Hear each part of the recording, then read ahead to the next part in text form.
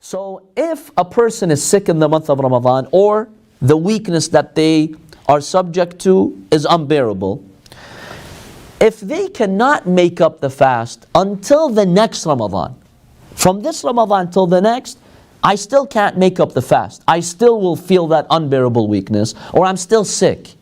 In that case, يَسْقُطُ الْقَضَاء. This person does not have to even do the qada.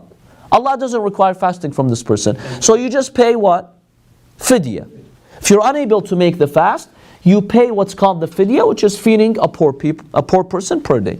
About, I would say, $60 for the whole month. And then the next Ramadan comes, and the next Ramadan. So now the next Ramadan comes. If this person is able to fast, they fast. Forget about the past. No need to do anything.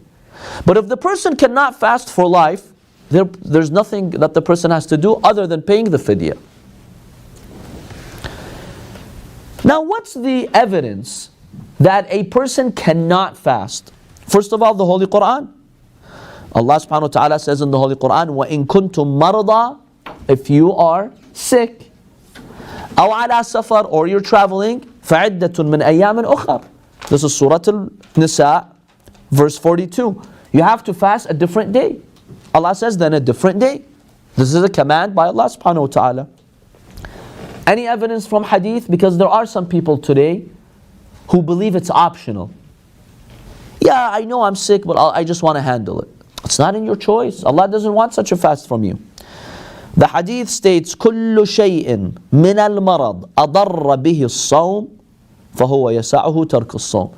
Anytime fasting is harmful to you, to your sickness, then you do not fast.